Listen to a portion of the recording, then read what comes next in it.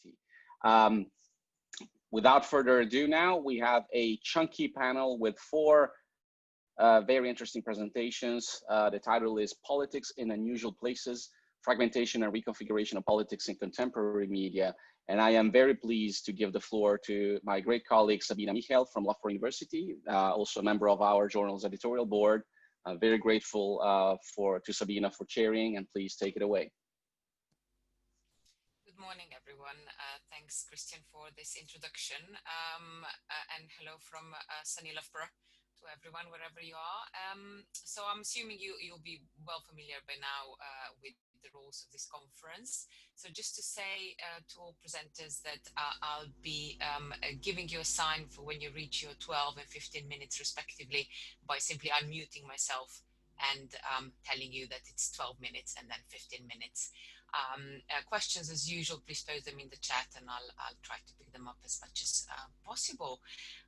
Now on to the first presentation first. I'm really looking forward to all the papers. So the first paper will be presented by Ruikai. I saw Ruikai before. Jiang, Longqing, Shiku, Jinqi, and Ruiling. Apologies for completely mispronouncing your names. From Communication University of China, and the title of the presentation is A Silent Arm, a study of the path and forms of online political participation of Chinese fan groups. The floor is yours.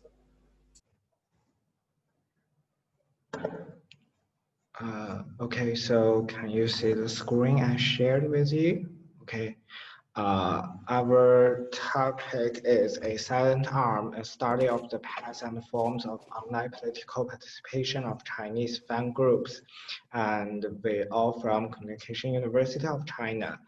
The abstract of Sorry, do you mind putting your slides in slideshow mode? Okay, so can you? It's the button to the left. Okay. To the bottom left. There you go. Perfect. Thank you.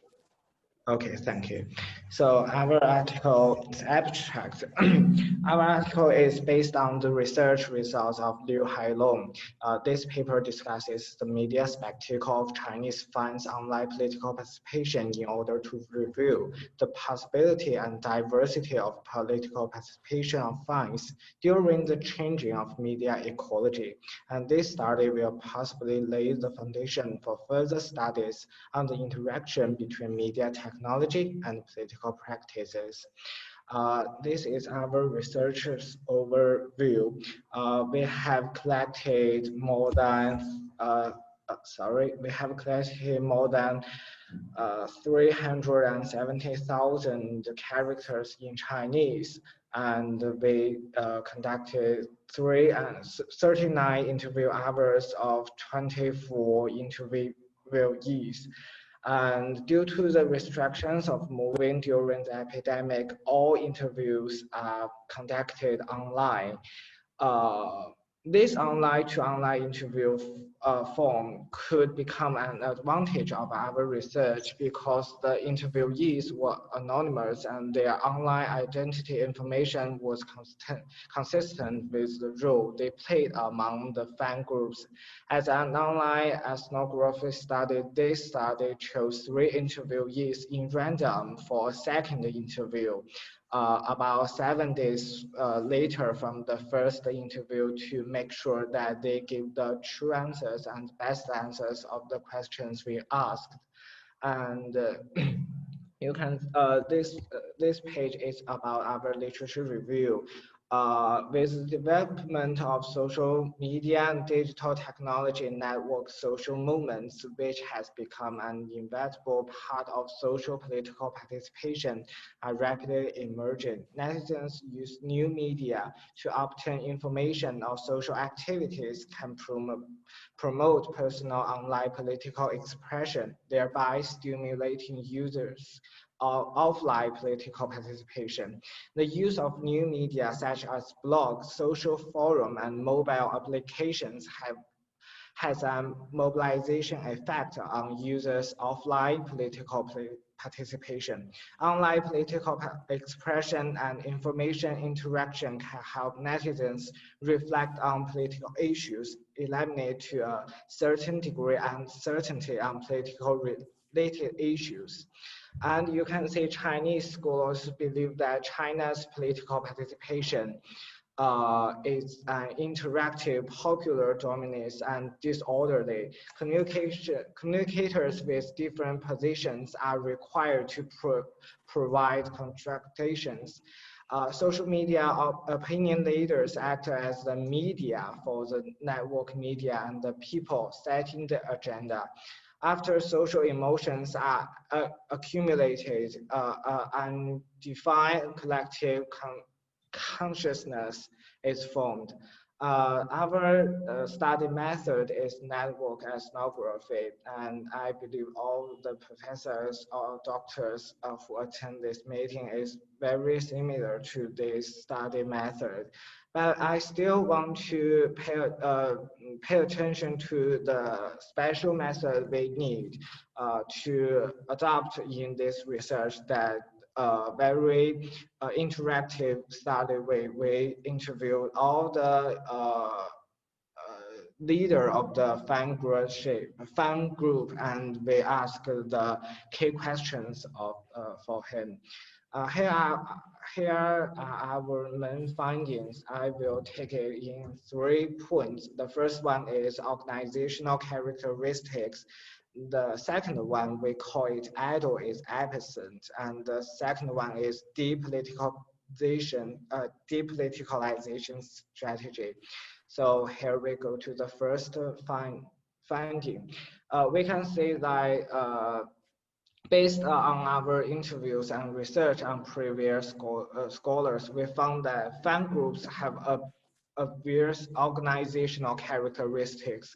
Among the fans we interviewed, there are always a management group which made up a small amount of people, and there is a clear division of labor among members. In an organization, the distinction between members with different division of labor and between members and managers is very clear. So when the activity is carried out, the members will often perform their duties according to their only division of labor and complete very quickly. Its organizational form was constructed according to the need of daily operation of fan group. And the operating principles are close to a kind of democracy. Generally speaking, to become a member of management group of a fan group, you need to give more details about the future you want to achieve, and you will give more money, more time to devote to your fan group. After entering the management, members need to undergo different assessments, after which they were voted by all the members of fan group. After the above assessment and selection, the organizer's ability of organizational planning and execution can basically ensure the normal operation of the fan organization. But given that the idol's career cycle is relatively short and the fan passion for a certain idol would experience wax and wane, there were frequent changes of management members. But in general, management members' organizational ability was recognized by other fans, and it ensured the political participation of fans to some extent. And you can see, after the same time, we believe that the leadership of fan groups had almost absolute power over the fan group.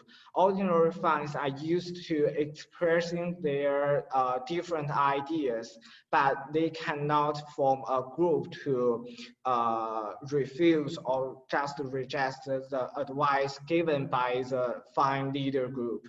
According to our interviewees, most of their organizations reacted under management motion, except interviewee 13 and 70. In all the fan support activities involved in this study, the rest of the fan groups were initiated by the management to take similar actions. In addition to the group of 20 respondents, ordinary fans did not form any opposition, and some fan groups show strong support. Of all the documented of fan groups we have collected, the fastest mobilization took less than 20 hours, and the slowest one turned proposal to action in about 1 week. Although most of the aid is voluntary, the participating rate was very high. One small-sized fan group of our interviews reported almost 70% of participation.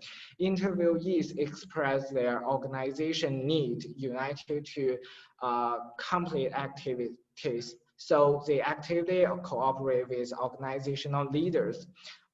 So when the action is mixed with national minority, you can see that people is very hard to say, sorry, I don't want to, or people just hard to reject the motion brought by management group. The second finding of our research is that the adults absent. So I will just skip the literature review and, I'm sorry.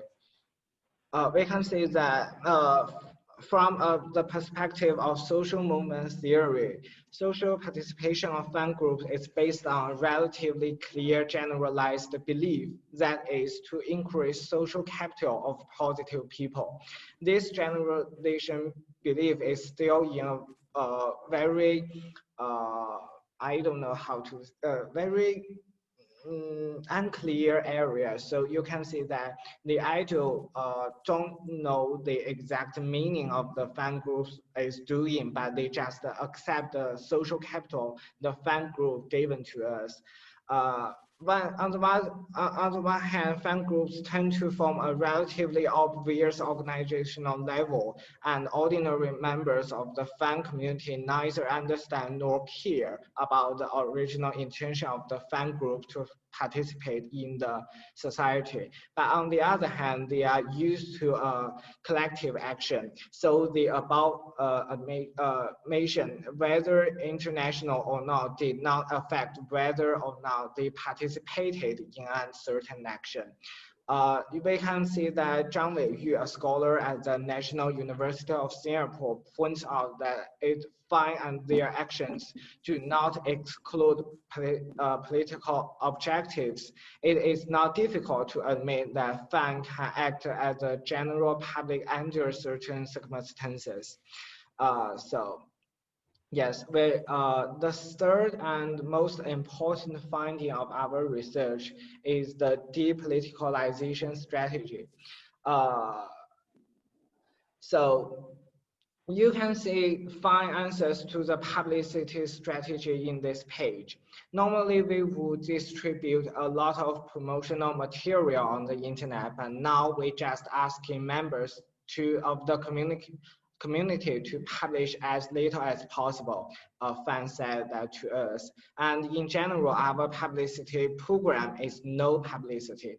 It can be concluded that the decision makers of all fan groups see the potential bad effects as an important part, so they just try their best to avoid hogging public resources.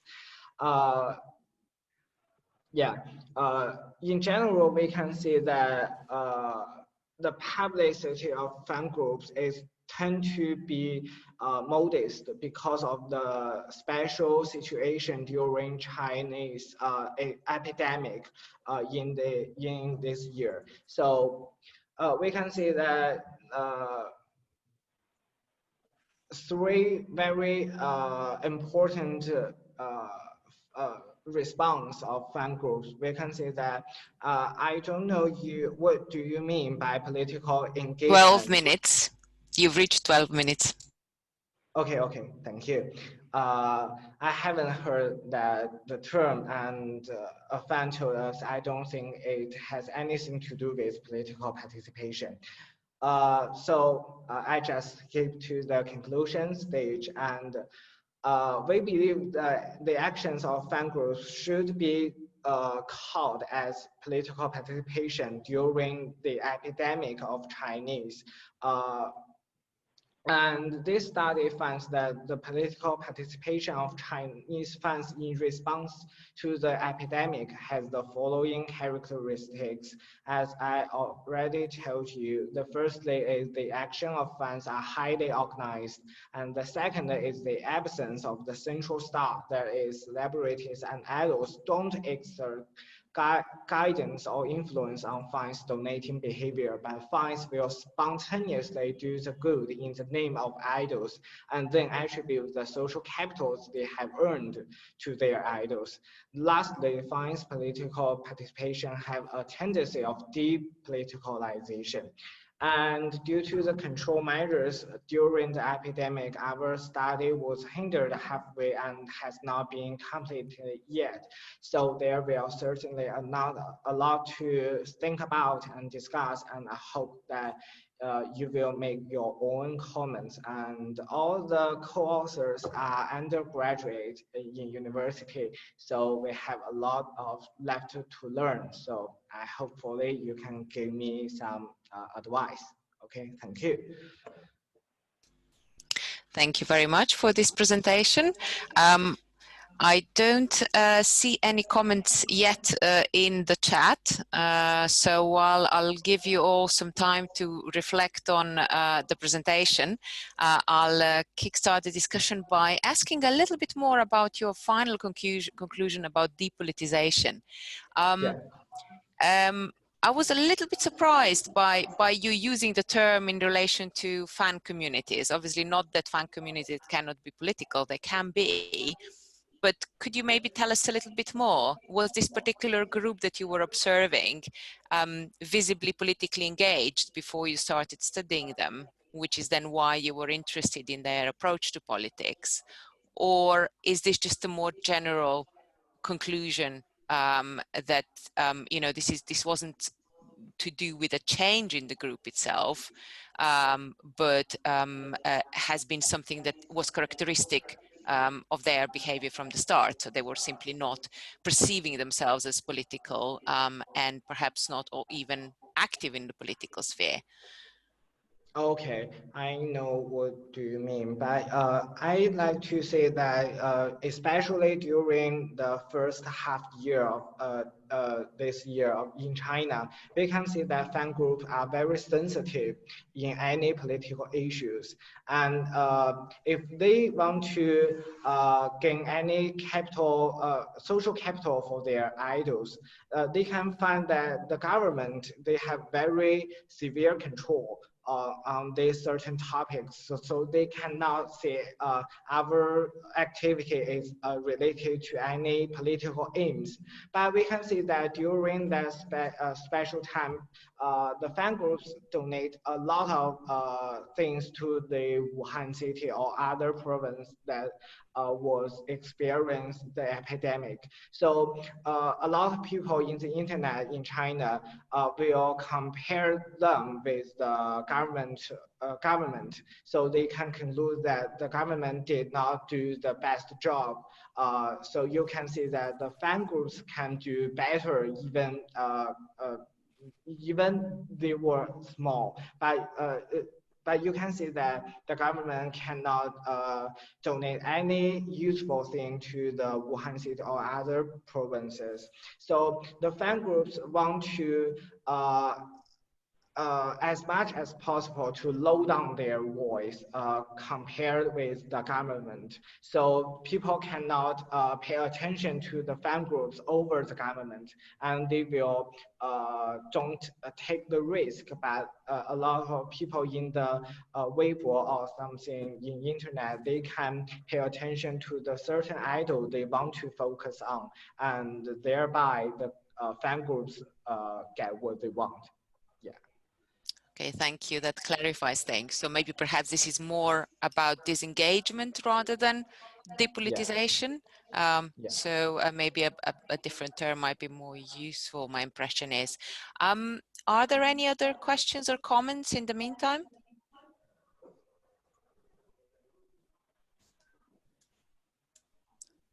Yes, Jamaluddin Aziz is asking a question. Has there been any backlash on the idols who refuse to engage? The idols in China don't want to get into what their fans do.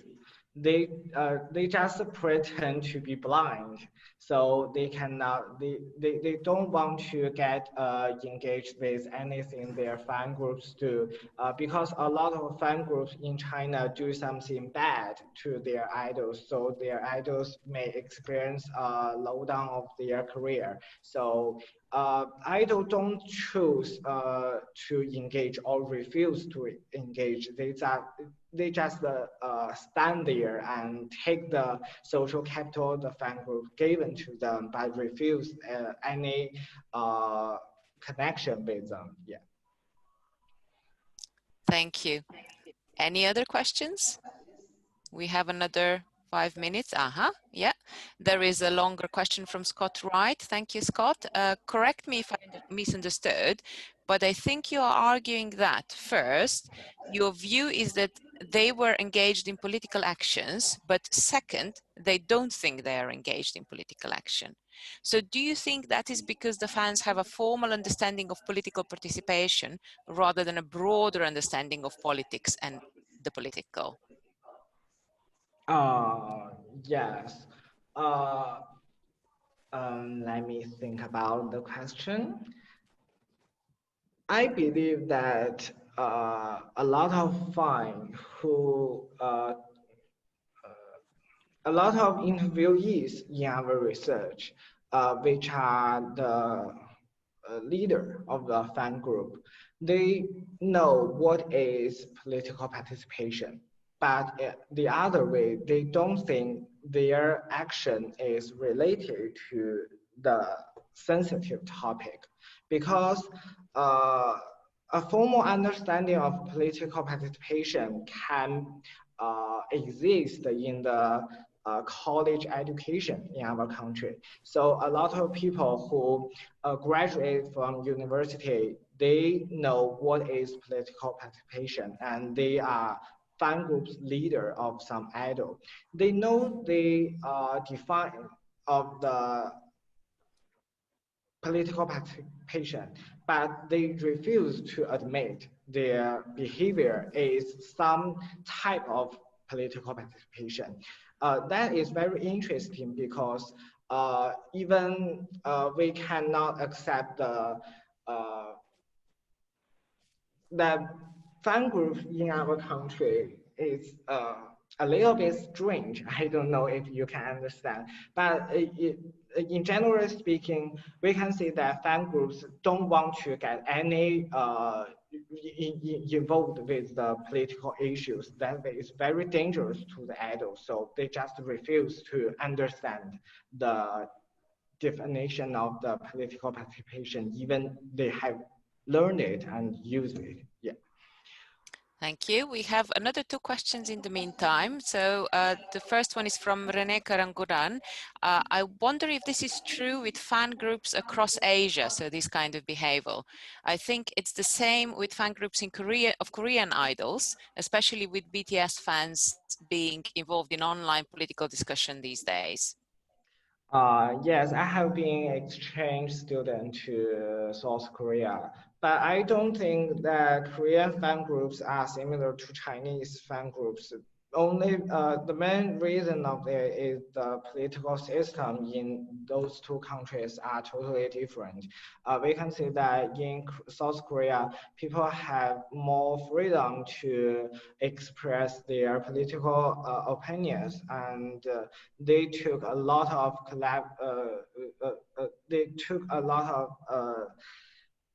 I don't know, social movements in society. So fan groups can exist as a formal political strength, but in China, we do not accept the formal of fan groups as a political strength. Yes. So. Thank you. That raises interesting questions about cross-country comparisons in the region. The next question I have here is a follow-up question from Jamaluddin Aziz. alluding to my earlier question, is the fan group sanctioned by the idol or is it fan initiated? Do you make a distinction? Yeah, it's a fan initiated group. There's no idol's shadow in it. Yeah. Okay, but you did allude at some point to a distinction between the leaders of the group that tend to dominate the discussion and the rest? Yes, our research is only interview the leader of the fan groups. As we just concluded, the leader has a absolute power over the fan group, so they just make the decision and take the action. The ordinary member of a fan group just take the action. They don't express their opinion frequently. Yeah. Thank you. And I think we have a question or a suggestion from Scott Wright. It might be worth doing a content analysis of fan groups to analyze political participation, given that your concerns about the interview responses. It would provide some evidence to support your claims. Maybe look at Ekman and Amna's typology of political participation. Yes, we do think of make a content analysis, but it's very difficult to collect the information we need because fan group is a very small group without a year or longer experience, and you cannot enter the management group of a fan group, so you can see the pictures and the words they used in their daily life. So yeah, I'll take the advice and maybe we can do a better research. Thank you. Thank you very much, Ruikai. Very interesting presentation. There may be some follow-up comments in the chat, so I invite you to check that. And also, if anyone else in the audience has follow-up questions, please do continue using the chat. In the meantime, I do suggest we move on to the next presentation, which is led by Melanie Magin. I saw her face somewhere on my screen earlier, from Norwegian University of Science and Technology, and it's a co-authored presentation with Stefan Geiß, also from Norwegian University of Science and Technology, as well as Birgit Stark and Pascal Jürgens, both from Johannes, Gutenberg University. And the title of the presentation is Endangering the Common Core, Personalized Information and the Fragmentation of the Public Agenda. The floor is yours. Okay, thank you. Can you hear me? Yes. Okay, great. So thank you. I'm glad to be here and present our project where we mainly deal with the question how the use of social media affects or fosters a fragmentation of the public agenda. So to begin with, the fragmentation hypothesis was developed in the 1980s when people were concerned about how the introduction of commercial broadcasting could affect the common meeting ground of the society. That is, society needs to be integrated in the sense that it needs a common meeting ground where people, this is a virtual place where people can discuss common or shared issues, and they agree that these issues are important for the society as a whole. And the fragmentation hypothesis is about the concern that this common meeting ground might be endangered by a breakup of society in smaller units that do no longer form a common entity anymore. So most recently, this approach has raised attention or stronger attention again due to the changes in our information environment. We have now a high choice information environment in which potentially every individual can get individual personalized information diets. So there is a diversification of information repertoires, and as a result, the news media might lose their agenda setting function in an extreme case, so the common meeting ground or the common core might be endangered. And this is particularly discussed in the context of algorithmic information sources, which personalize information, namely social media and search engines. So these have the potential of lock-in individuals in their individual sets of important issues, and that entails the danger that these individuals do not get any knowledge of important issues facing the nation, because these might be beyond their personal horizon of issues. And this is related to the discussion about filter bubbles and echo chambers. But so far, the actual effects of these mechanisms are unclear. So far, what we know about fragmentation is that we don't have much evidence that there is really a threatening extent of fragmentation yet. But we have to say that there is not that much research on this question in this new high choice information environment. What we know from research is that extreme political attitudes play a role as a moderator. So fragmentation mainly appears in case of people with extreme political attitudes, or these are most endangered of facing something like fragmentation. But what we also see in research is that the fragmentation research focuses on sources rather than on issues. And now if two people use the same source, the same news medium, for example, that does by far not mean that they get the same issues. So we think there is a need of researching fragmentation based on issues. The next point is that research so far focused strongly on fragmentation at the aggregate level, but neglects fragmentation at the individual level. That is how far two individuals have a common meeting ground to discuss things. And as said, there is not that much research on the influence of algorithmic selection on fragmentation. So this is the starting point of our analysis.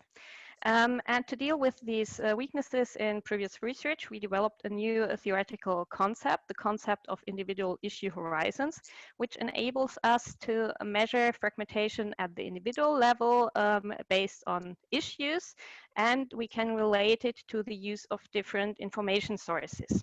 And this concept consists of three indicators. The first is issue diversity.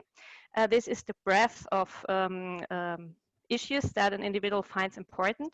And our idea is that the higher this diversity is, the more likely it is that an individual finds common issues with other individuals, and this increases the compatibility of their issue horizons. The second indicator is the focus on the top issue. This is kind of a minimum requirement of a common meeting ground. If there is at least one issue that penetrates the whole society, then there is a basis for a common meeting ground, and this increases the compatibility of issue horizons. The third indicator is the issue overlap, and here we mean the actual number of matches between an issue horizon of one individual with other individuals. And the higher this number of actual matches of shared issues is, the more compatible are the issue horizons. So here you see how this then relates to the common core, a common meeting ground at the macro level. At the micro level, we have this compatibility of issue horizons, which contributes to a common core at the macro level. And based on literature, we assume that this compatibility of issue horizons is influenced by the information sources people use and the extremity of their political attitudes. So we investigate in our study how these two factors influence the compatibility of issue horizons. And to start with the news media, or with the information sources, different information sources have different logics of selectivity, and this will influence the information an individual gets. So the news media have or follow a one-size-fits-all logic, so they have a broad information supply. And therefore, we think the higher an individual's use of news media, the more compatible should its issue horizons be, because the individual gets information of lots of different topics. Second, social media have a different logic of selectivity. Here, people get personalized information diets, which might lead to locking them in in small information environments. And therefore, our hypothesis is that the higher the use of social media is, the less compatible become this individual's issue horizon. When it now comes to extremity of political attitudes, which we consider a moderator on these processes, we think that also the extremity of political attitudes influences which kind of information an individual gets.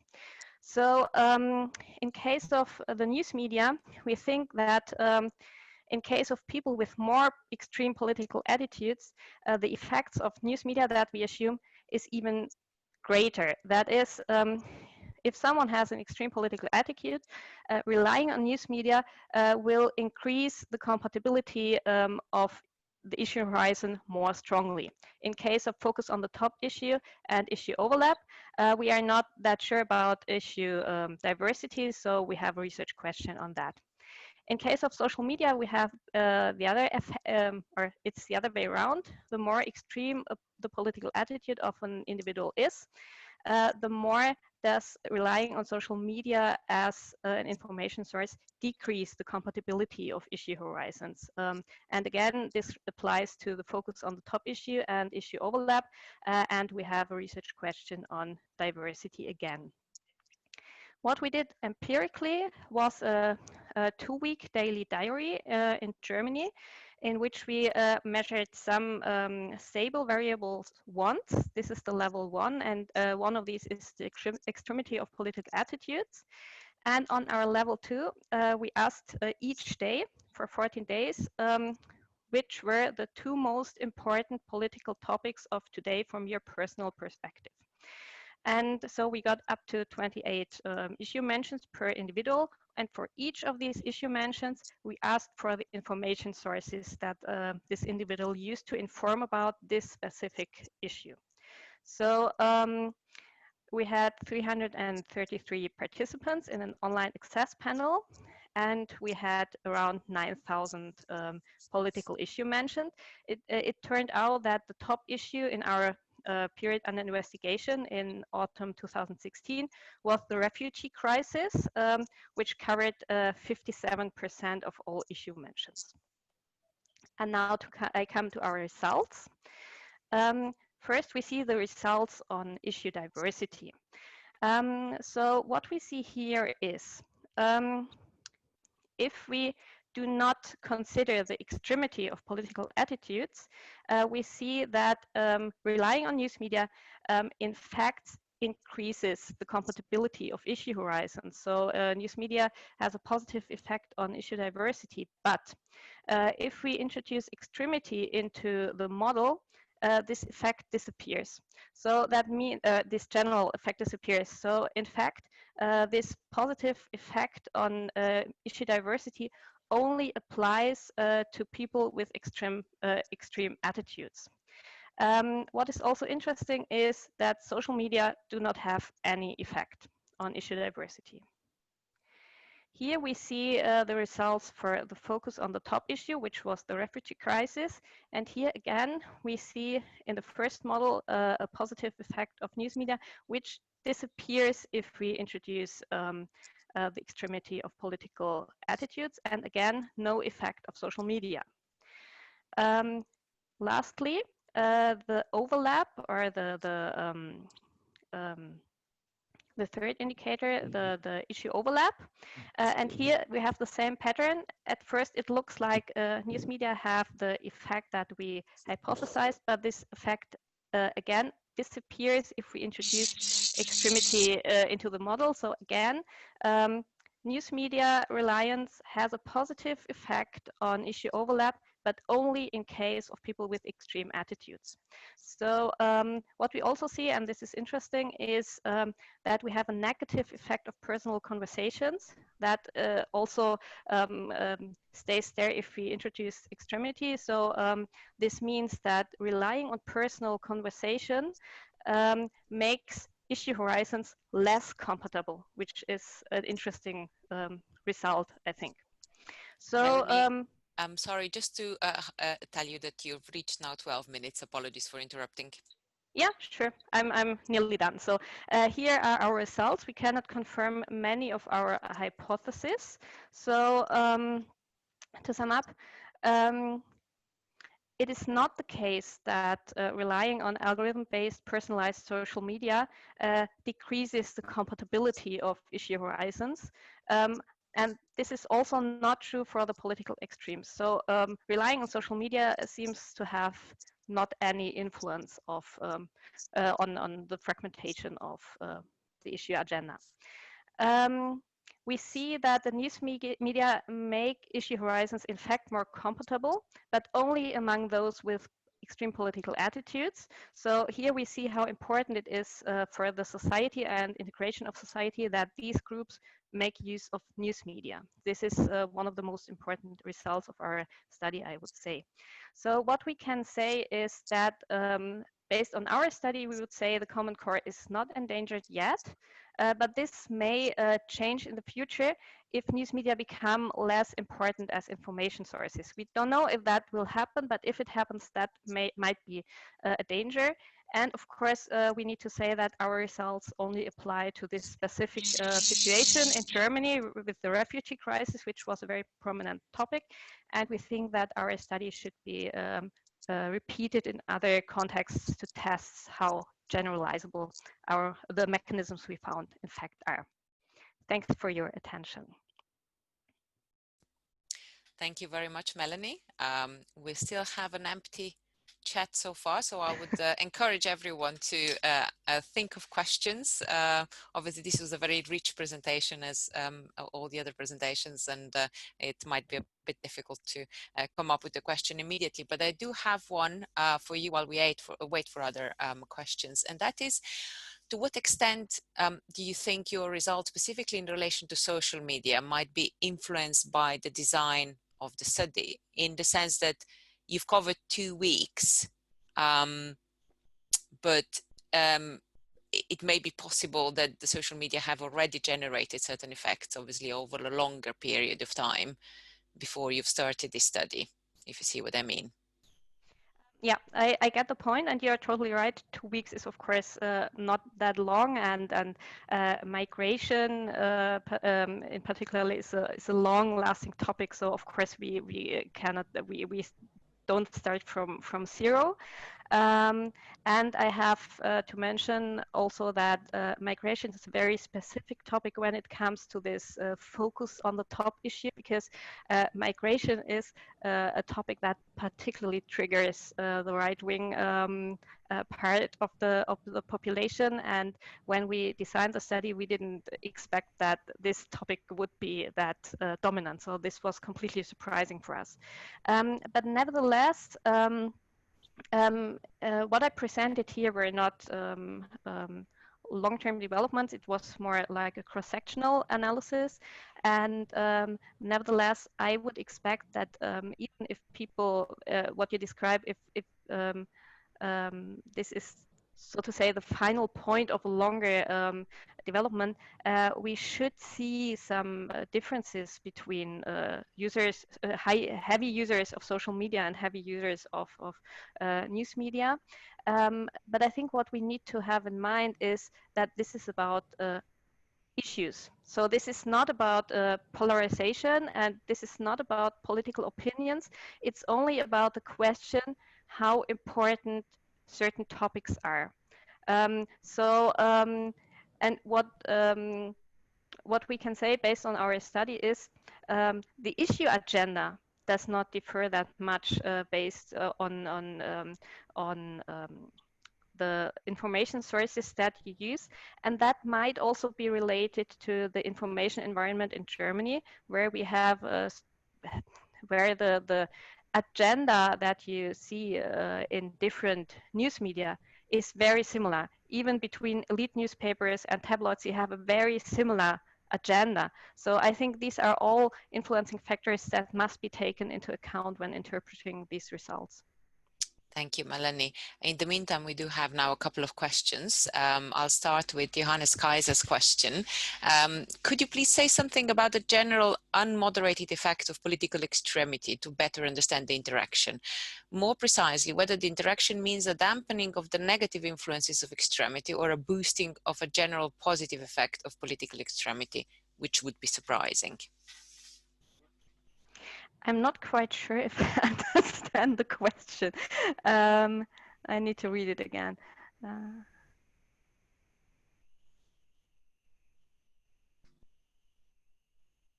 I wouldn't say that we see a general positive effect of political extremity here. I wouldn't interpret our results like that. So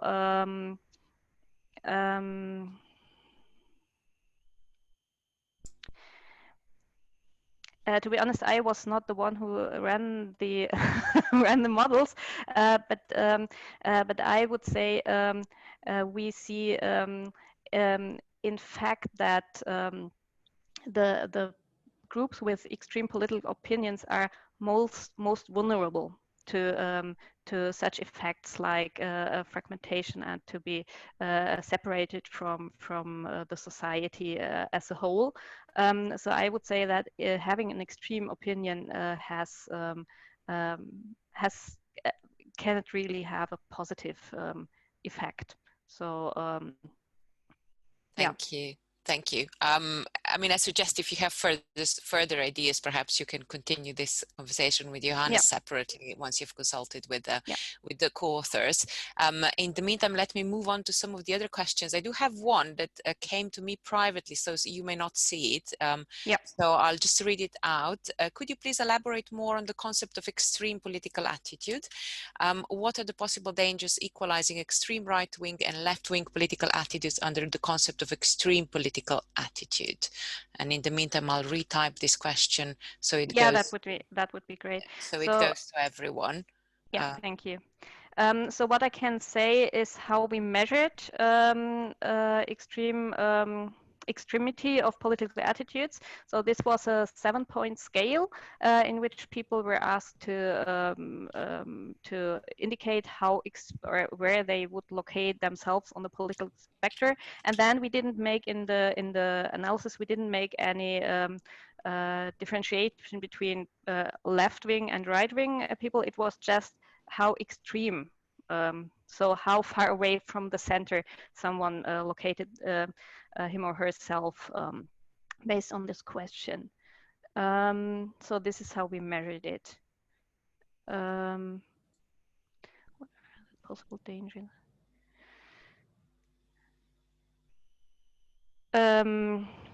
Yeah, this is a very broad question, of course, but our considerations were that you can use social media for both distributing extreme right and extreme left opinions. So we, in this study, we were only interested in how does the use of certain information sources affect fragmentation, and how is this moderated by extreme political attitudes?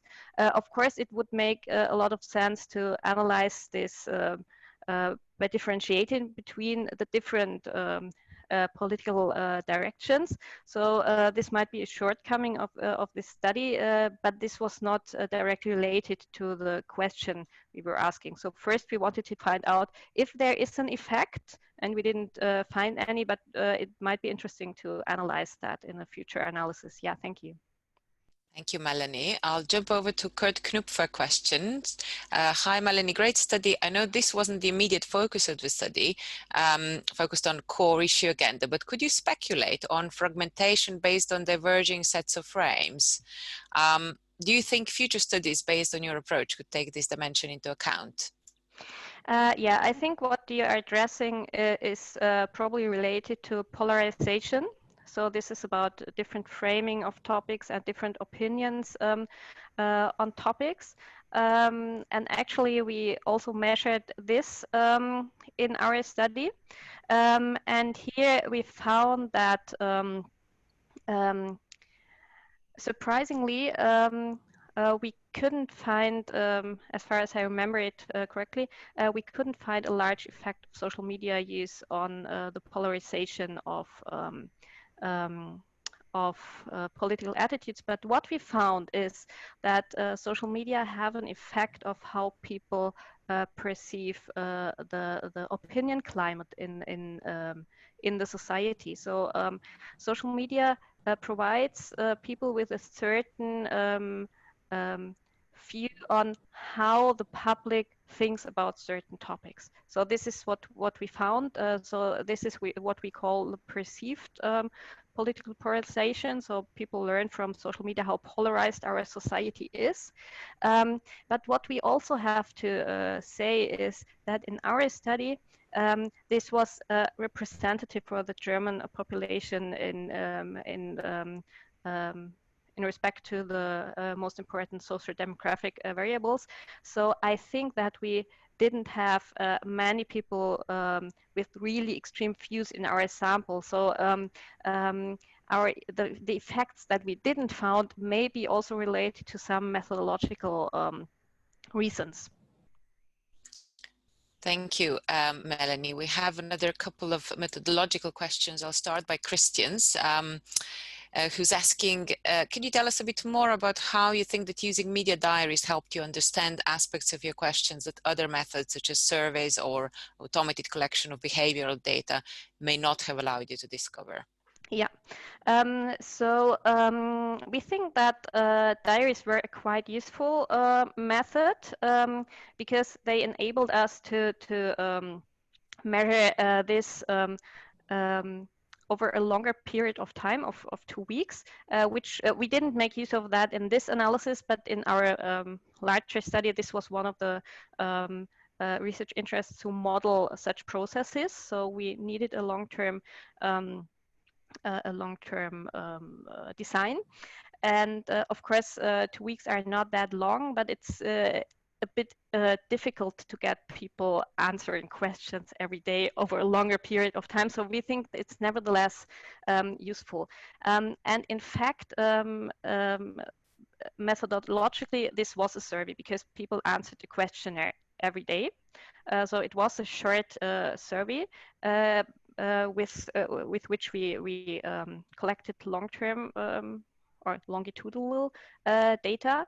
And in case of automated collection of behavioral data, I think there are several good reasons for not trying to measure this in that way, because when using automated data automatically, we cannot ask people which topics they find interesting or important. This is one reason. So based on their behavior, we cannot learn much about what they think. Then when it comes to social media, and actually we collected some data automatically. So these people also took part in data tracking their data. So they allowed us to track their data.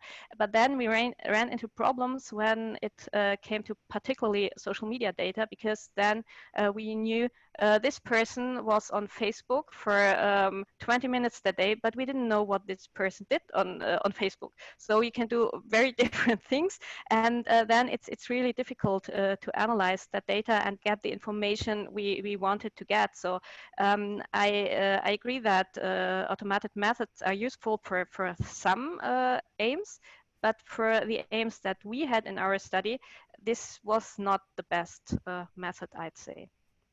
Thank you very much, Melanie. Just to alert you to the fact that we have at least one more question in the chat that you may want to look at, but in the meantime, I think we've run out of time, so I'll have to move us to the third presentation. So thank you very much, Melanie, for your paper and for answering all the questions.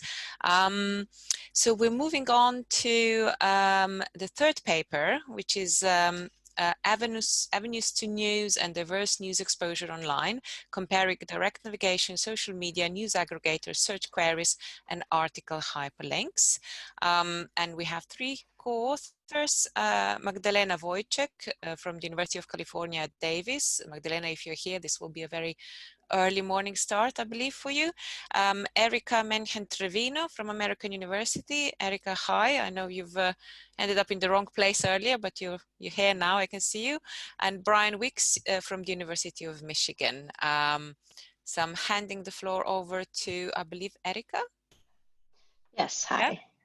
All right, I'm going to share my slides here. Okay. Reseeing the slides and all that good stuff? Okay, great. All right. So, yes, Magdalena was really wanted to be here, but it is 4 a.m. for her, so she didn't end up being able to make it. However, I'll be talking about our study. So, just to get started here, I won't belabor this too much because we're all sort of familiar with the general context, but basically the online media environment has become a primary source of political information. There's a lot of different ways within the online environment that people are exposed to media. For a lot of people, this has become their primary source of information, whether it's with traditional sources or other types of sources that either lead them to news media sources or other alternative sources. So the internet makes it easier than ever to easily access political information online. However, people tend to fall into a few camps. There are people who avoid political information and people who are news junkies, let's say. So what we're looking at here is different ways that people get to news online. And also the different types of people that use these different ways. So we're looking at the partisanship of the news that people are viewing, as well as the partisanship of the people who are viewing the news. And also within that, the amount of news that people are getting overall as well through these different channels. So what we're doing is looking at different avenues of news exposure, which we use avenues and sources kind of interchangeably here. And so we're looking at which mechanisms of getting to online news are most influential in exposing users to news. So when we look at survey data, about 30% of users report directly visiting news sites. However, most people prefer entertainment.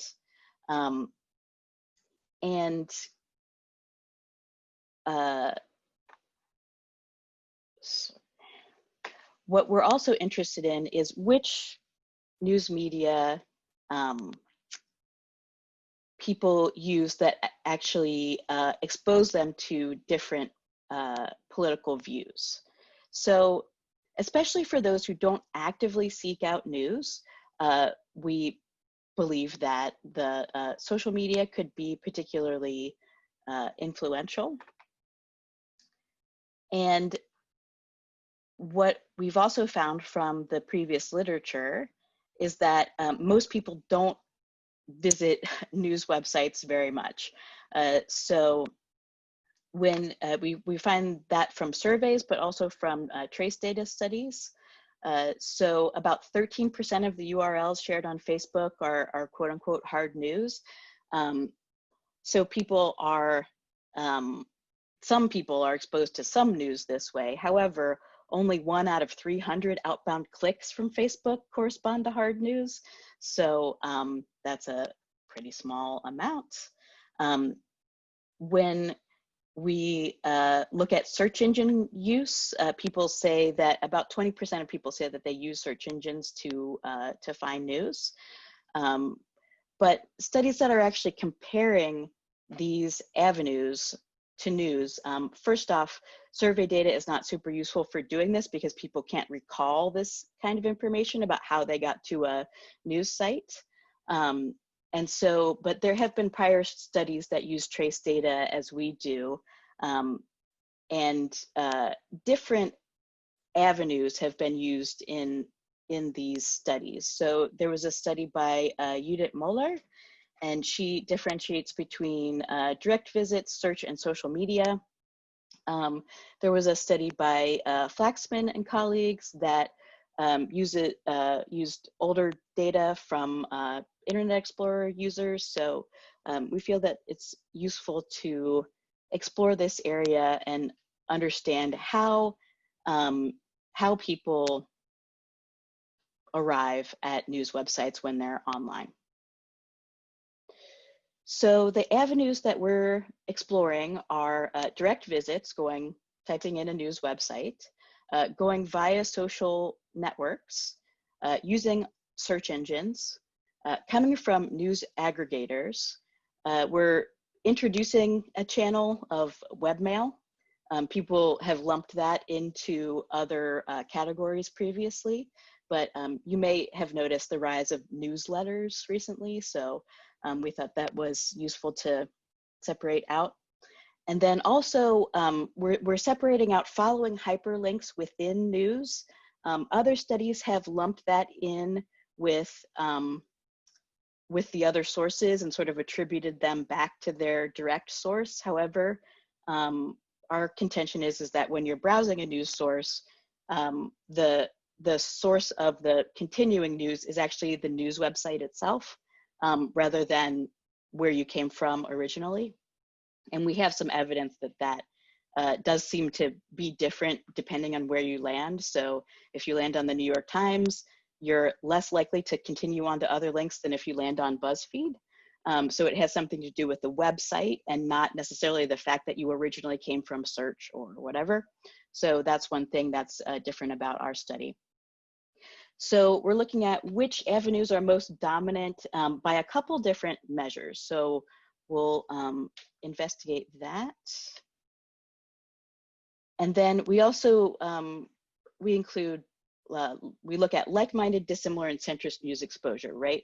And the way that we determine that is we use a combination of survey data and the digital traces. So similar to the previous study, we asked people their political views, and we also collected trace data, and we use the combination of those to determine what is like-minded exposure, dissimilar, and we also use centrist category as well. So yes. So once the users are actually exposed, that second level of exposure is whether it's, you know, like-minded, dissimilar, or centrist. And we're looking at whether it sort of supports their existing beliefs. We're doing this at the domain level. We're not looking at the titles of the content, but domain level information. So there's been inconsistent evidence about this inadvertent exposure on social media. So it's definitely something that we are going to be investigating. There's been previous findings that have also been contradictory about the role of search and news aggregators in terms of exposing users to diverse sources of news. So we'll be investigating those questions as well, since they're fairly open questions. So moving on from overall exposure, we have looking at most dissimilar and most likely, most like-minded and most centrist. Those might sound like the same question, just different aspects of it. However, each one is different because a particular avenue to news, for example, one thing that people say about social media is that it provides polarizing content. Well, we could see it could expose people to dissimilar and like-minded more than centrist, for example. So those are all actually distinct empirical questions that we'll be looking at for each of our avenues. So we did recruitment via Facebook ads. We used the a survey as well as digital trace data using the web historian browser extension that I developed to provide an informed consent process to help researchers to use digital traces and combine them with survey data. So the population within that study that we're using for this particular research is we have 636 that provided enough information and actually browsed a news site. There were a few that didn't browse any news sites that are not included here, but most people provided 90-day time period. That's the amount of browsing history that the Chrome browser keeps by default. And yes, that's just sort of the general amount of browsing data that people provided. So moving on to the results, this is looking at just the aggregate of all of the news visits that we analyzed. So one person may have provided a lot of these visits. Just to kind of give you a sense, we're going to move on to show sort of the by person level, but looking at the total visits by source. So as far as an initial avenue, similar to what survey data has shown, direct, meaning typing in a website, is the most common way to initially access news. The news hyperlinks can come from any original source, but it looks like a lot of people are browsing within news sites to get news as well. And then we have social media and search. Webmail is lower and aggregators is very few. So it looks like those particular sites are sort of going down in prominence as far as the overall browsing that we're seeing in our data set. Ericka, just to say you're at 12 minutes now. Okay. So we have, when we look here, we see that search is the dominant as a source for cross-cutting news. But I want to move on from this aggregate view where our news junkies are providing quite a lot of the content to looking at it by person. So the median number of news visits in our data set per person was 65.5. So that's less than one visit a day on average for each person. But we had a few people with extreme levels, right? So we had 74 people that had more than 500 unique visits and 64 people that had fewer than 5 visits. So when we look at it by person, we see that actually when we compare direct and social and search become much more prominent because they're used a lot more by people who are not these quote unquote news junkies. So yeah, so the largest sources of diverse exposure, meaning this is by person. So this person was exposed to left and right in the green here. And I'm happy to talk about the breakdown of these different categories and what they mean. But this gives you a sense of that by person. Okay. And then we also see that search and social media drives diverse exposure. We see more than half of people who used the social channel and the search channel were exposed to both sides. And even more were exposed to some counter-attitudinal information. Email,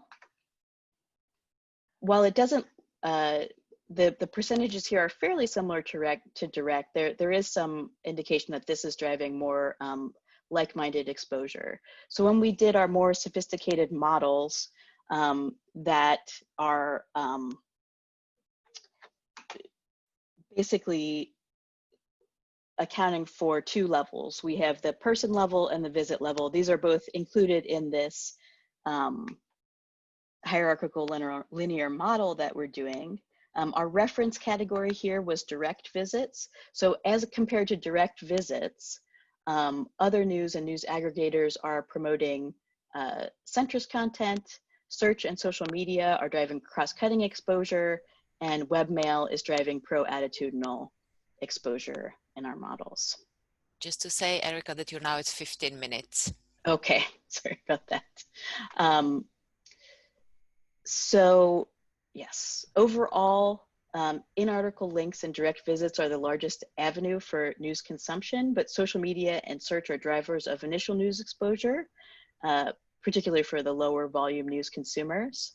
And search engines are overlooked in research on cross-cutting exposure. They're much more likely looked into for similar exposure.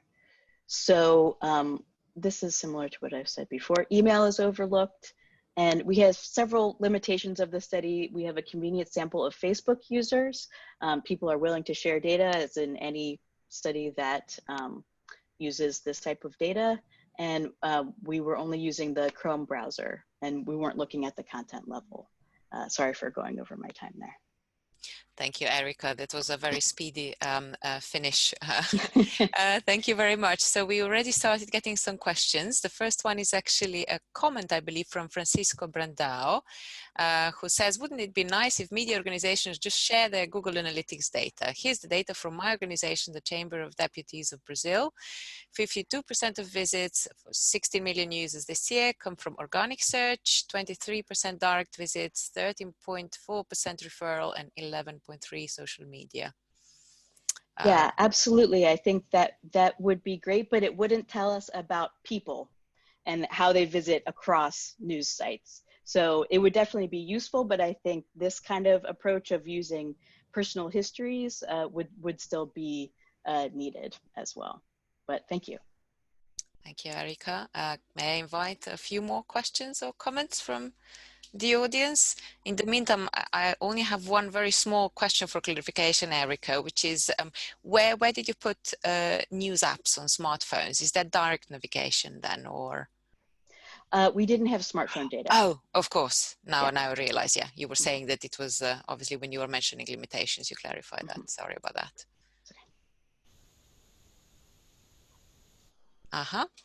Another question from Sylvia Mayo Vasquez. Hi, Ericka, really interesting study and massive effort to collect the data. Please, can you let us know how the world historians, I think this is the name, correct me if I'm wrong, your data collection software differs from other third-party providers? Sure. So it's Web Historian, and webhistorian.org tells you a little bit more about the program. The difference is you actually know where people came from and how they were recruited. So, you know, there are, of course, you know, sampling limitations, but the sampling limitations are based on basically funding. And so I can tell you what Facebook ad each person saw that recruited them to this study. Whereas when you get data from a third party, you really don't know what the informed consent process was. And you also don't know sort of exactly where they came from, how long they've been part of the panel, et cetera, et cetera. So you have a little bit more, or a lot more information about where they came from.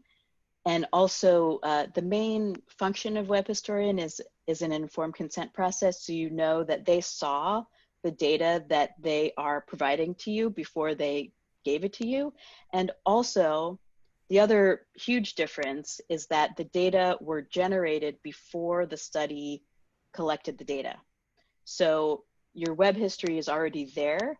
So the data that they're providing was not provided while they were being tracked, quote unquote, generated before they started the study, but they still got to review what they submitted. Thank you, Ericka. We're still waiting for some more questions. Can I invite everyone to ask questions if you have any? In the meantime, Ericka, I'll ask another question about the demographic composition of your of your sample. You did say obviously this is self-selected, but maybe you could reflect a little bit on you know, how the demographic composition may have influenced the results that you've got. Yes. So like the composition of Facebook, it was active Facebook users are more female, so we have more females in our study, and we also have more white people than there are in the general population. So, but I think really what probably influenced our results, well, certain people browse news at all. And so, you know, we lost some people because they just didn't have any news visits at all. And of course, they wouldn't qualify for a study about how people got to news because they have nothing to analyze. But there are people who are more successful avoiders of news than what we have here, and that you know, this is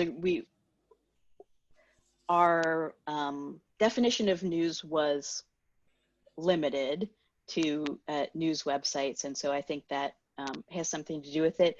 As far as the specific ways that people access news, I mean, all of these people were social media users, and that was the recruitment technique. So probably the role of social media is potentially more influential in this study than it would be with another recruitment method, where you had some people who might not be social media users. That makes a lot of sense. Thank you, Ericka. Christian Vakari is saying that he has a question that he'll ask live. So Christian, go ahead. Yeah, thank you, Sabina, and thank you, Ericka. It's more a comment than a question. I just wanted to commend you for showing analysis that look at both the visit level and the individual level, because I think part of the reason why scholars have been going around in circles around, you know, echo chambers, filter bubbles, is that a lot of the computational social science research looks at the content level. And so they find that because there are very few people that visit a lot of partisan websites or retweet partisans or friend people on Facebook that have the same political ideology, you know, you apply it to whatever platform you want. But because a lot of these studies look at the node level or the content level rather than the individual level, then we have these findings that, you know, suggest that there's a lot of polarization and echo chambers and fragmentation. Whereas when you look at individuals, you find that a lot of people don't care much and don't get exposed to a lot of content or friend a lot of people for political reasons and all that. And even those who care enough, you know, they mostly have a mixed diet rather than these, you know, sort of like straw man arguments for, you know, extremely polarized people who only see content from one side. So I just think it's an interesting case that of how some findings are the result from our methodological choices. And I want to commend you for, I think, doing the right choice in terms of focusing on individuals and looking at their broader, you know, consumption patterns. Thanks. Yeah. Yeah. I think it's more complicated to explain it when you do it that way. But I think that there's a value to it, because if you're looking at it as somebody who has access to these metrics on a news website, you're seeing something very different than if you look at somebody's browsing history. So I think, and most people don't get to look at people's browsing history. So I think it's useful to highlight that as well. Thank you. Thank you, Ericka, and thank you, Christian. I don't see any further questions, and we are approaching the end of the 25 minutes window. So I suggest we move to the final paper in this panel, and thank Ericka for your presentation and the answers. If there are any outstanding questions, please do post them in the chat so Ericka can pick them up.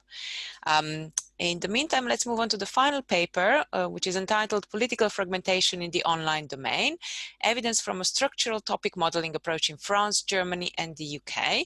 And we have a team of 4 co-authors, Raphael Heidelberger from the University of Bremen, Silvia Maya Vasquez from Oxford, and Leah Castor and Rasmus Nielsen, Leah Castor and Frank Esser from University of Zurich and Rasmus Nielsen from Oxford. Apology, that was 5. Obviously can't count anymore.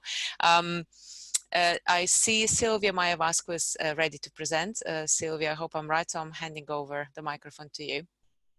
Hello, thank you, Sabina. Hopefully you all hear me well. I'm gonna share my screen, and you'll see my slides now.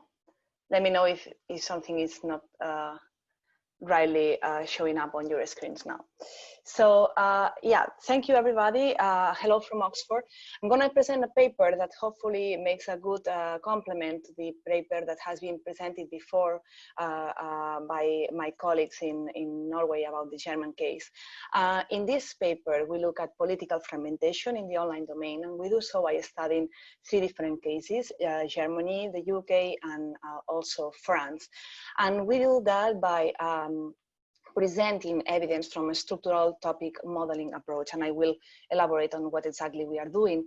But first, please allow me to explain to contextualize this study.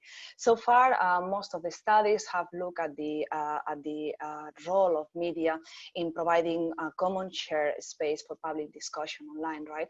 In this study, we built on previous research, but we depart a little bit from that in that we look at how media, politicians, and party contribute to this shared common ground for public discussion.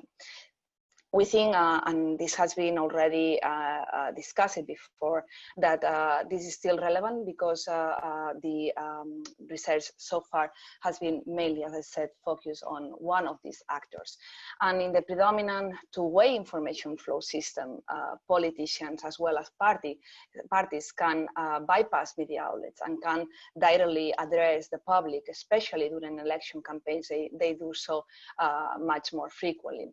And why this is important? Well, the transition from the poor choice and to the high choice media environment, and echoing my colleague before, has exacerbated the worries that the abundance of media options have led to a more fragmented public domain.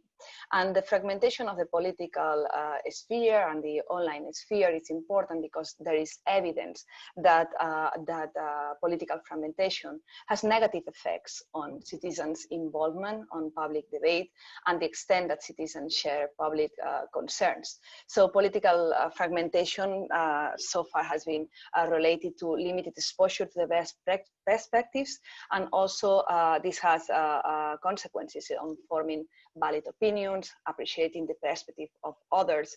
Ultimately, political fragmentation has been also related to social polarization, and this makes our effort, the effort of researchers looking into this area, is still very, very relevant and important. Up until now, those efforts have been invested in assessing the fragmentation of the media agenda, and also the fragmentation of the public agenda overall. We had an example just a few minutes before, but there have been also approaches from the area of audience behavior, looking at the fragmentation of the online news audiences and the fragmentation along line of political differences. Maybe this later line of research is the most popular one nowadays. And complementing those previous studies, we look at how media, politicians, and political parties contribute to political fragmentation. How we do that? Well, here I'm starting to explain and detail the type of data that we are using for this study and the methodological approach that we are applying here. We study political fragmentation during 3 major political events in Europe. During the French presidential elections in 2017, the UK general elections, and the German federal elections. We collected Twitter data, and we collected tweets during a month and a half in each of these countries up until the day after the polling day. And we collect several thousands of tweets, but we filter out those tweets posted by media outlets in each of these countries, by politicians, and also political parties. And by politicians, I'm gonna always mean political candidates that concur to those elections. So we collected all of that data, and with that data, we applied a structural topic model that allowed us to reduce the online conversations that took place on Twitter to a set of relevant topics. Let me open a bracket here just to briefly elaborate what the structural topic model allowed us to do with the content data that we collected. The structural topic model rely on the notion that words co-occurring in and across tweets describe meaningful themes. And compared to the standard topic model, and there are some people in the room that I know are very much experts on topic models. I'm not, it's my colleague Rafael who is, but compared to standard topic models, structural topic models that allows us to include covariates in the model that improve the estimation of the topics. And those covariates are metadata of our documents. In our case, we included the day of each tweet, and following previous research, we know that including the day of each tweet as covariate, it accounts for the volatility of the tweeting activity of actors during the elections. We very much know that Twitter is a very event-driven platform, and this might be our assumption between including the day of each tweet as a covariate. And as I said before, and let me stress that, we think that the structural topic model have improved the quality of the topic selection. Overall, after running our models, we end up with 70 topics per country. So from that bunch of tweets that we got from each of the countries, we filter, we boil down all of those tweets to 70 topics per country. We run several analyses that, again, those familiar with structural topic model and topic model approaches know that are very important to not randomly choose this number, but just to be sure that there is semantic coherence, and we and the exclusivity and semantic coherence are very much well balanced, and we ended up with all of these topics per country. So. And this is getting a little bit more complicated, so bear with me while I explain what we are exactly doing with all of these topics. We built a measure that we call a topic overlap, and has been used before in the literature. And with this measure, we assess the extent that two actors are tied together by common interest in the same topic, the extent that two actors are tweeting about the same topic that we have identified before. So the topic overlaps can be used in our case to measure the level of discourse fragmentation in the online domain and across countries. With this measure, and you have a depiction of this measure in the graphic that you have below, it's a simple one, but here the representation is that party A and outlet A are connected, and the connection and the strength of this connection is the correlation of the topic distribution of each of these actors. So by measuring each of the correlation of the topic distribution of each of the actors that we have in each country in our analysis, we built a network of topic overlap, where again, and here is a toy network. This is not an empirical network, so this is still a toy network representing what exactly we are building here. We are building networks of topic overlap, which are measuring the strength of the relationship between two actors in how they share common interest in tweeting about the same topics. In our networks, we have political parties, we have politicians, and we have media outlets.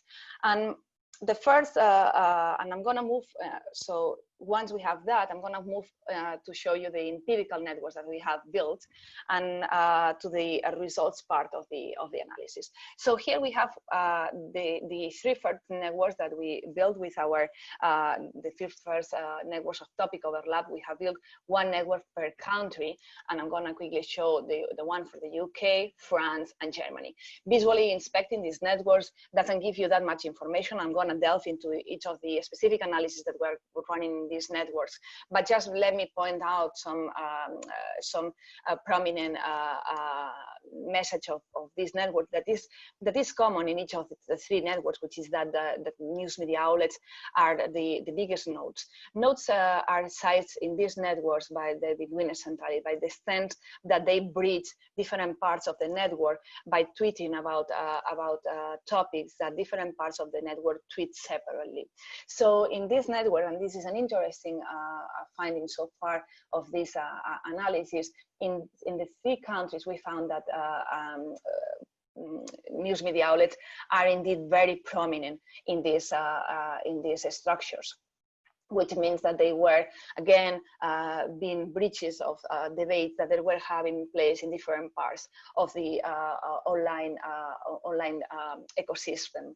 And there is some exceptions to this common finding, which is the case of, for instance, Germany, that we can see that there is a politician which was very prominent in doing this same role that media outlets are doing in several countries, which is that tweeting about many topics that several parts that are not connected in the network were tweeting about. So a very active candidate and a prominent one in Germany nowadays.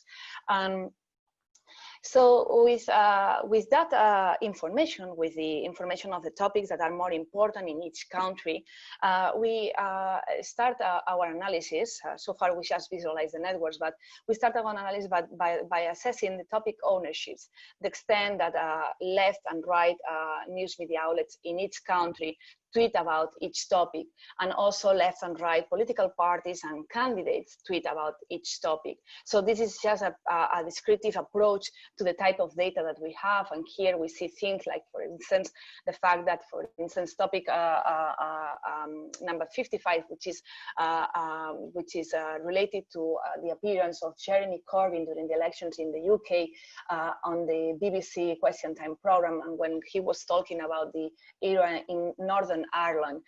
So we can see that left media outlets were tweeting 6% of the tweets of that date of the left wing media outlets was devoted to this issue.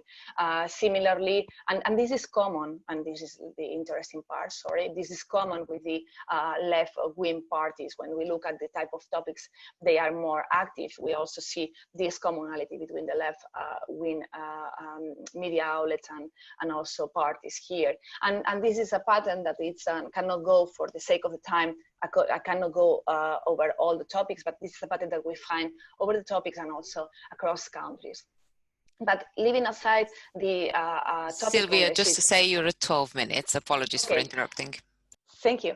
And leaving aside the topic ownership and moving on to the actual fragmentation analysis, here in this slide, we are what we are doing is analyzing the fragmentation of the networks in the three countries that we built, and I showed before, the networks for France, Germany, and the UK.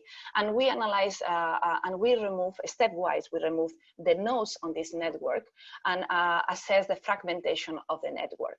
The takeaway message of this analysis is that if you can see, France is a real outlier. It means that it takes a lot of nodes to be removed for France to get a higher level of fragmentation. If you look at the y-axis, what you see that it goes from 0 to 1. The closer to 1, the more fragmented is the network. So it takes a lot of nodes to be removed for the network in France to be fragmented, which means that France was provided a kind of a very dense, connected, common space, and the actors that were tweeting were strongly tied together by the common topics they were tweeting about. Whereas the case of Germany and the UK, it's different from that of France. But the interesting thing here is that we have replicate this analysis with different levels of thresholding, and also with different measures with different approaches to rank the nodes that we are removing in these networks. And for all of those approaches, we got similar results. And again, I cannot go into the detail for the sake of the time. I want to move on to the next analysis. But here you have the different analysis we have done with ranking nodes by their degree centrality and also ranking nodes by neighbor centrality. And for all of this, the pattern of France having a more densely connected public sphere it remains. The within-country analysis, we have analyzed the cross-country analysis. The within-country analysis shows, and I'm going to speed up a little bit here, that media are the most important actor in holding together the network. So when we remove the media outlets, and this is, I'm going to jump into the next slide. When we remove the media outlets, the process is the same. Here we remove the media outlets. In this case, we remove the third most important media outlets by the degrees between centrality. And we compare the fragmentation of the network to that of the party and politicians. We see that always parties and politicians, no matter the stage of the thresholding process, are fragmented less the network than removing the media outlets, which is consistent with the visual inspection of the network that we had before. This is repeating the process for several thresholding stages, and we have done so for several removing more nodes in the network. So the conclusions, and I'm just wrapping up. Media outlets are mostly the most important agents in providing common ground for public discussion. We have seen that independently of the thresholds and also the selection strategy of the nodes. Also in France, the public space is more cohesive, and across countries, party seems almost always less important than politicians. We think that the contribution of this study is on the mechanisms, on our understanding of the underlying mechanisms behind the level of political fragmentation online. We also add to comparative research. We contribute to the current research by providing a comparative perspective. And we offer a methodological approach that can be used across different political contexts. However, and the limitations are also there. Social media platforms, and in this case we are studying Twitter, reflect both particular user base and also the affordances and policies of the platform in question. Hence, we cannot generalize from this study probably to all other platforms, but we still can learn something that hopefully is useful for studies looking at other platforms. So thank you so much for your attention, and looking forward to your questions. Thank you very much, Sylvia. May I invite everyone to add questions to the chat, please, as usual. And while I'll let you think a little bit about questions, I'll start by asking the first question, Sylvia, if I can, which is if you have any thoughts on why France is different from the other two countries.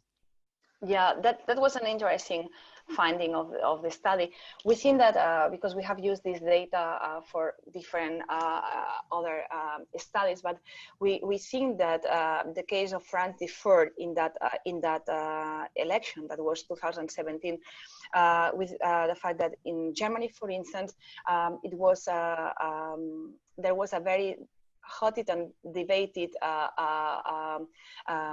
debate around contentious issues like immigration, like the refugees, and that probably fragmented the public discussion more than in France. Although the refugee crisis and immigration, of course, I'm not denying that it had a big role in the Front National discourse, but in the case of Germany, we have seen in other analysis with this same data was more prominent. So we think that played a role there, and also the fact that the 2017 elections in the UK, the Brexit referendum, and the future of the UK in the European Union was still a very, very prominent issue that might be explaining a little bit the fragmentation of the debate there.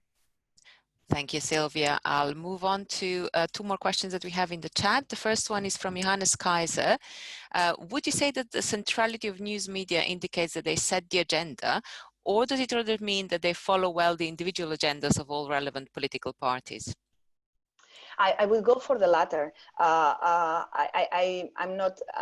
I wouldn't infer from this that they were setting the agenda, rather than because we didn't look at that, but that they were kind of curating several topics that were prominent on political discourses at the party level or candidate level. So they were doing exactly what, from a normative perspective, we were expecting them to do, which was kind of bridging scattered debates into a common shared public debate, which is nice that we, through this sophisticated analysis and an automated approach, we find that, right? And complementing other type of approaches that my colleagues before have done, and the research out there have done so. Thank you, Sylvia. The second question we have, we have plenty more now. So I'll go in order. The next one is from Tom Nichols. The networks here and networks of are not networks of topic similarity between accounts. Is there a straightforward interpretation for network measures like centrality or the extent to which deleting nodes fragments the graph in this context? If I can recap this question from Tom. It's in the chat, so it's the second. Yeah, that's a really good question, Tom. Thank you so much for the question. And I thought for a moment you were asking me about the structural topic model, which you are way more expert than me. So thank you for asking me about networks, which I think I can safely answer. So the interpretation of the centrality measures of the nodes is, as you are suggesting, is not always straightforward. But in this case, we can safely say that using between a centrality measure and rank the nodes by the between a centrality measure allows us to remove the nodes that are more important in bridging different parts of the network, in making different unconnected parts of the network belonging to this common public debate. So this would be the interpretation of the between a centrality, whereas other centrality measures that we use to make robustness check to our analysis, for instance, the degree centrality measure. Here we were saying that these are nodes that are tweeting a lot about other topics that other actors in the network are tweeting, and that makes them central about that makes them central in the network, but they are not tweeting that much about minor topics, let's say, on the network, right? So the slight difference between the degree centrality and the between centrality is not immediately apparent, but take the idea that between centrality is bridging different parts of unconnected of the network, unconnected otherwise, whereas the degree centrality is just measuring those actors that tweet a lot about some topics that are prominent in the overall network, right? And not about those that are minor topics. So, yeah. Thank you, Sylvia. I have another 2 questions here. Let's see whether we can get through both. The first one is from Francisco Brandao. Is the network analysis directed or undirected? It's undirected. So it's a weighted network, an undirected structure. Thank you. And the final one here from Kurt Knupfer. Do you find differences within the 3 groups, so outlets, political parties and politicians, based on newness, i.e. indicators for how established these are?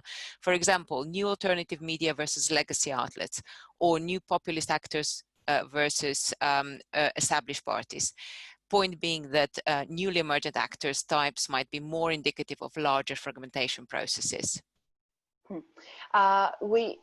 We just remove the nodes by the not by type of media outlets, but by the ranked by between a centrality or degree centrality or neighbor centrality, as I said before. So in terms of fragmentation, sorry about that. In terms of fragmentation, we haven't looked at that, mainly because if we start removing, for instance, all legacy media, chances are that we end up with a very unconnected network, because they are very, I mean, we have a lot of them, whereas we have much less digital born outlets in our network, right? And this because they are less, there are less digital born outlets than legacy media across the 3 countries, especially in Germany. But we do have analyzed the topic ownership, and going to ask permission to the chair of the panel to share my screen again. But we do have analyzed the topic ownership across different type of media outlets.